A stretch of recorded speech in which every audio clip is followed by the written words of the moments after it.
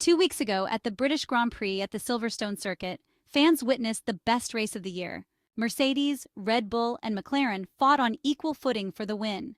In the end, Lewis Hamilton narrowly edged out Max Verstappen and Lando Norris. The spectacle was further enhanced by the weather, but it would have promised plenty of action even in dry conditions. The question is whether the balance of power at the front will remain just as close in Budapest, or if there will be shifts. First and foremost is the track's characteristics. Silverstone featured fast corners and long straights, while the Hungaroring is narrow and twisty. Drivers and engineers must also adapt to the external conditions. In the British summer, teams dealt with cool asphalt, rain, and wind. In Budapest, an extreme heat battle awaits everyone involved. According to the latest forecasts, temperatures will exceed 30 degrees Celsius every day. There is no sign of rain. Cars will have to run much more openly, which will certainly impact some teams more than others. Lastly, upgrades could also shift the picture. We expect all front-running teams to have new parts. Ferrari plans to try the Barcelona floor again, which was recently removed.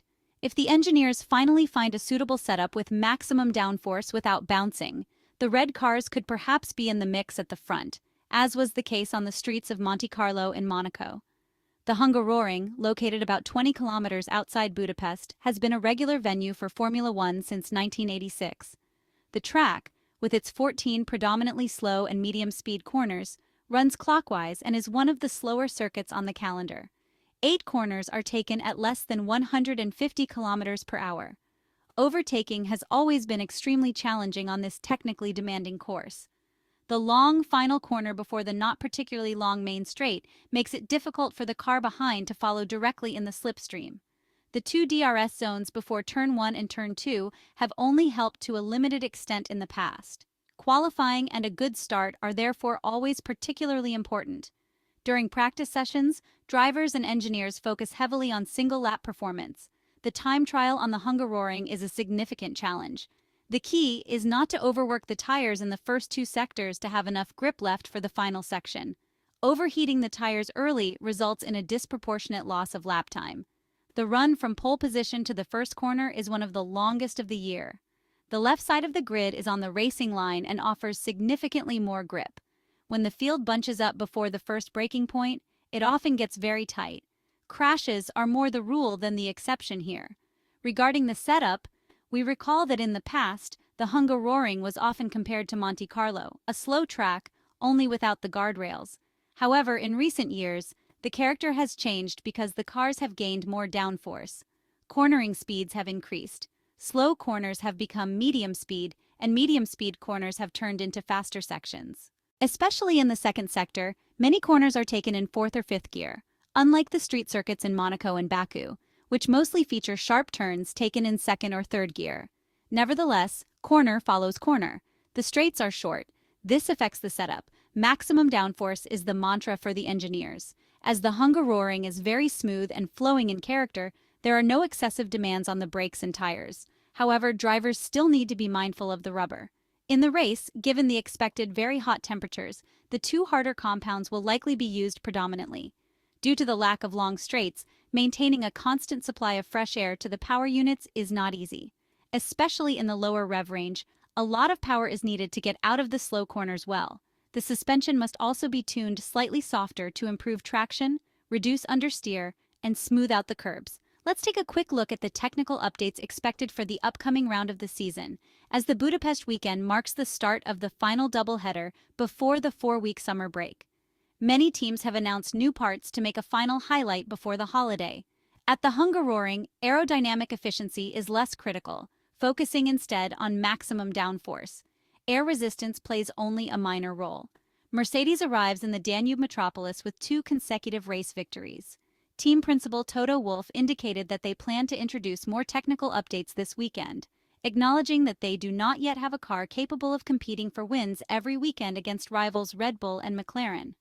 Toto Wolff mentioned that the team is working hard on further performance improvements and will continue these efforts in the next 2 races and up until the summer break.